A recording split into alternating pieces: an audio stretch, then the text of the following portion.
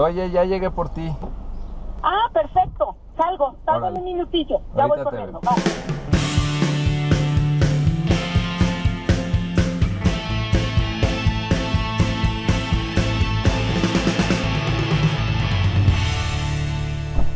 Hola, ¿Qué onda?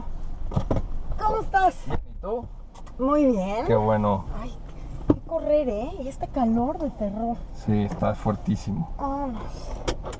Oye, gracias, ¿eh? No, con mucho gusto. Gracias, Sebas. Pues Bueno. es que atinarle a saber qué día Oye, yo te lo juro que ya lo agendo, porque luego la vez pasada no saqué mi coche porque según yo no circulaba y sí circulaba. Porque nada más el doble no circuló. Entonces yo ya no estoy entendiendo. Sí, ¿verdad? no tienes que hacer varias matemáticas y Soy ahí muy mala álgebra para saber para qué calcular. día con el doble no circula, es terrible. Hay días que yo sí lo agradezco, ¿eh?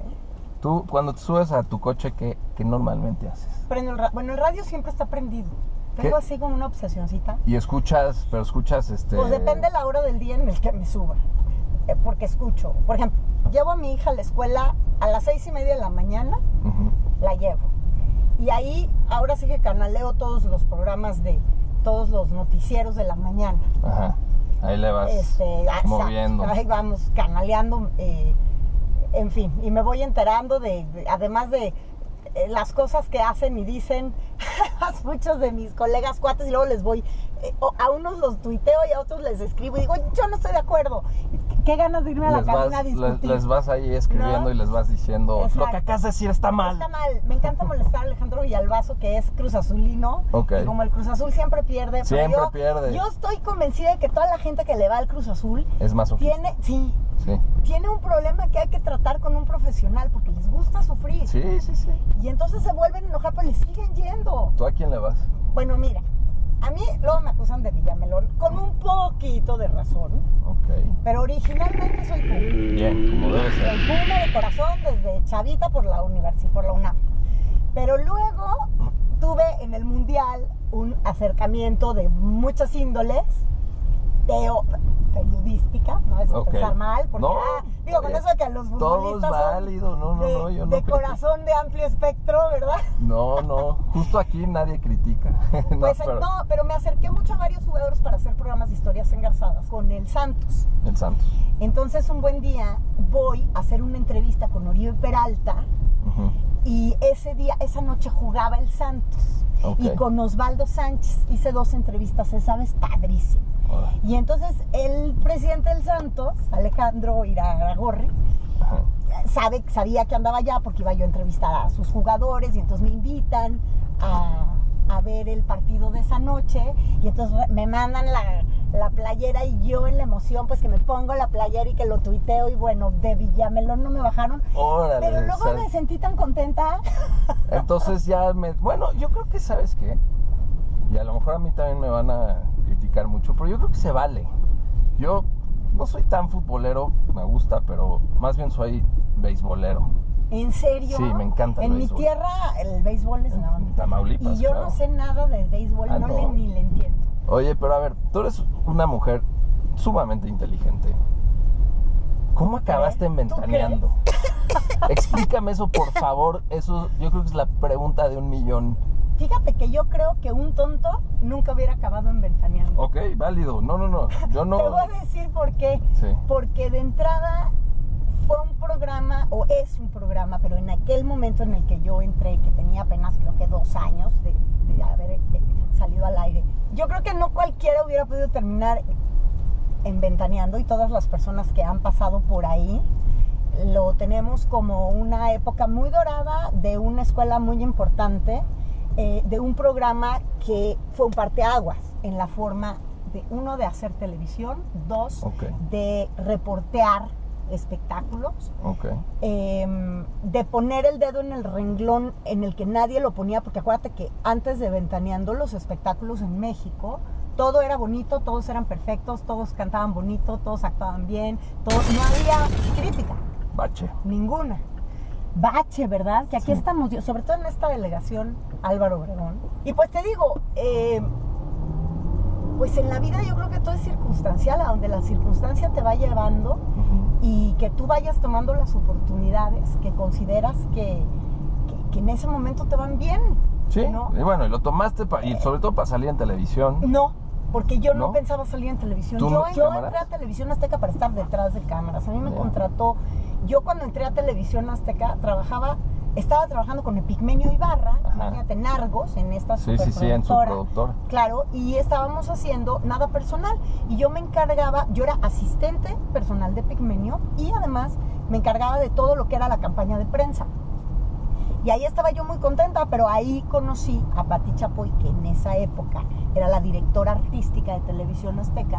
Ok. Y con ella había que ver todo lo de los elencos y tal. Álvaro Dávila era el director de Azteca Music, Ok. porque hicieron, ¿te acuerdas este tema de Nada Personal? Claro, Que compuso entre tú y yo. Eso. ¿Cuántas historias hay alrededor? Porque Sí. lo compuso Armando Manzanero.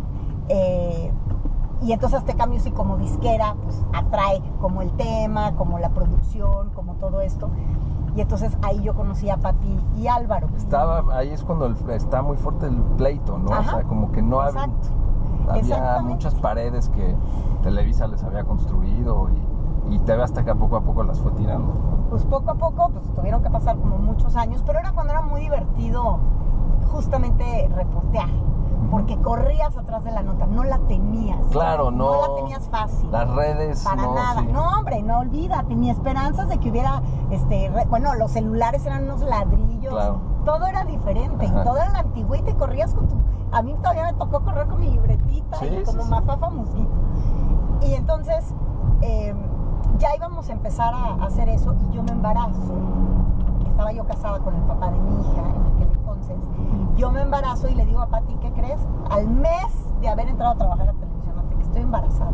Yo dije, me van a correr, ¿no? O sea, me van a decir, Era como la época que se creía eso, ¿no? ¿no? Y la verdad es que Pati, lejos de correrme, en ese momento me dio más trabajo. Órale. Me dijo, ok, te quedas como jefe de información de un programa que existía en ese momento que se llamaba En Medio del Espectáculo, que eventualmente yo terminé conduciendo también. Ese fue famoso, eso sí. Ujú. Pero yo estaba atrás de cámara, yo era coordinadora de información como de 3 producciones. Ok. Y era lo que hacía. Y ya después, pues nació Matilda, y a los 6 meses me pide Pati que haga una intervención en Ventaneando, pero yo pensé que iba a ser una y ya nunca más. Y ahí te me quedé quedaste. 10 años. Sí. ¿No? Chistoso. Y luego ahí, bueno, pues surge el nudo en la garganta, después del nudo en la garganta, historias engarzadas. Me voy más centrando en el género de la entrevista, que es como lo que más me gusta a mí. La Sí, porque crónica y la entrevista. Historias Engarzadas sí se volvió un referente para todo mundo, para realmente enterarse de cosas importantes. Ya no era, en fin, nada más el chisme y un poco cómo estaba la porque ahí- farándula y ese Sí, tipo de cosas. Historias Engarzadas ha sido un programa, un proyecto bien bonito, porque además le haces homenaje a los recursos y las carencias de la personalidad de un ser humano que adquiere una circunstancia extraordinaria, llámese fama, llámese poder, pero al final del día es un ser humano tan vulnerable como tú y yo. ¿A ti se te ocurrió campañando? No.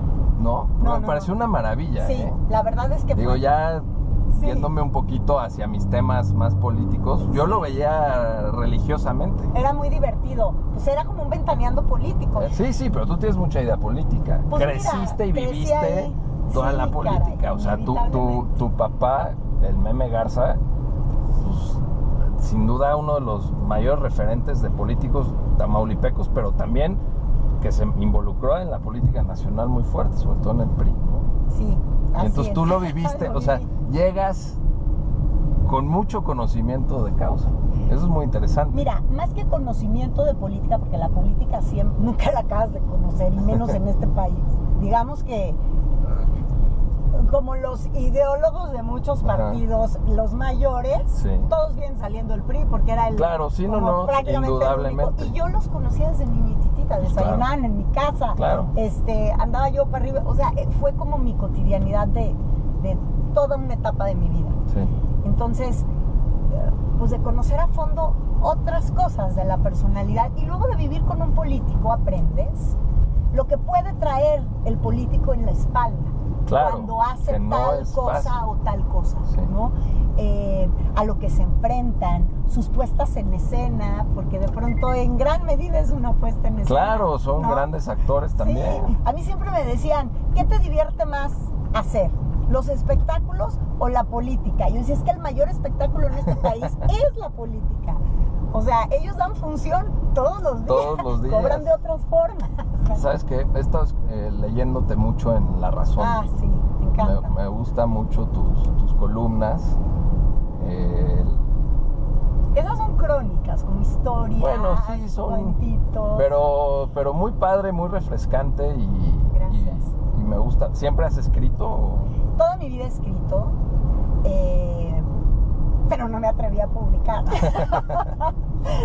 Ya después, bueno, en Historias Engarzadas también siempre estuve, y en todos los programas, que yo no soy un conductor que se para y lee lo que alguien más escribe. Eso yo jamás lo voy a hacer. Siempre un rollo que tú traes. Mi pluma siempre está en lo que yo diga en la tele, siempre, porque a mí me gusta ser responsable de lo que digo.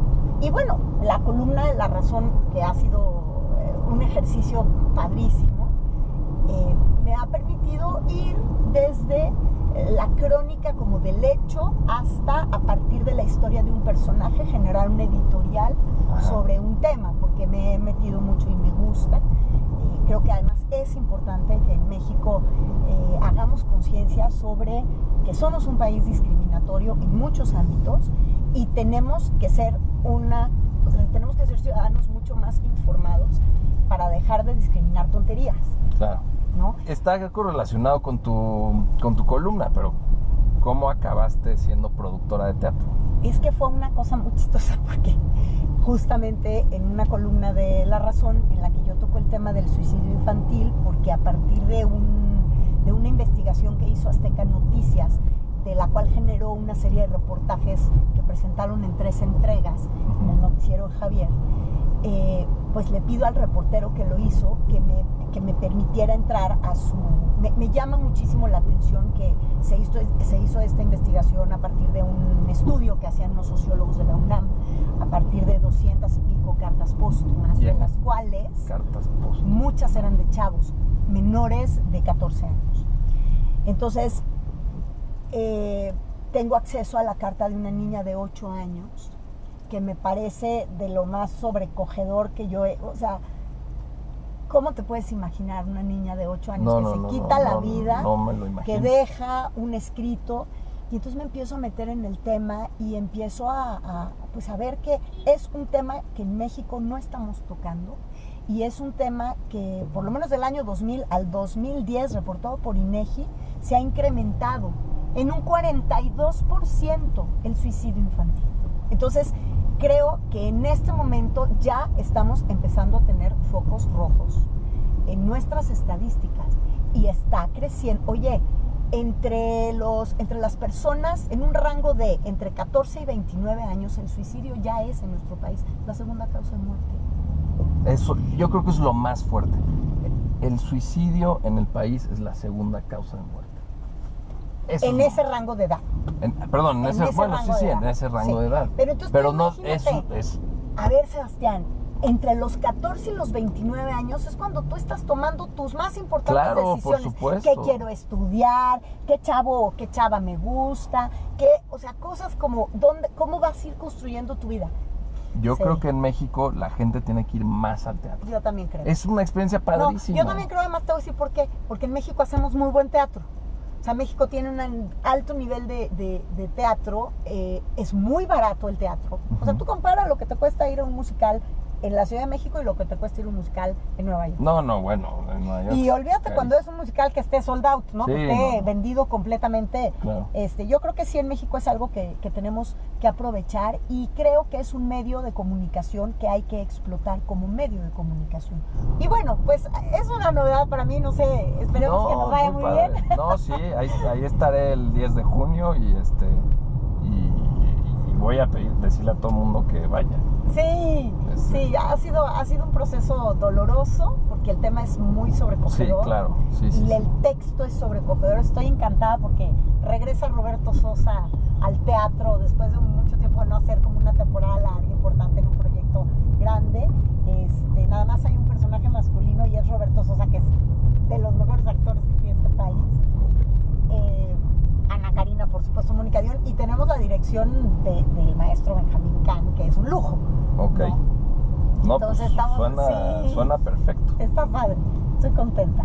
Y bueno, pues preparando también cosillas para la televisión. Sí, Por ahí vendrá un nuevo proyecto. qué bueno. Pero bueno, ahí sí, como dice mi papá, los sabios dicen lo que hicieron, lo que van a hacer. Hemos llegado. Hemos llegado. Yo estoy temprano. ¿Te bajas conmigo a tomarnos un cafecito? Sí, Órale. vamos. Pero mil gracias. Nombre, Gracias por el aventón. por supuesto.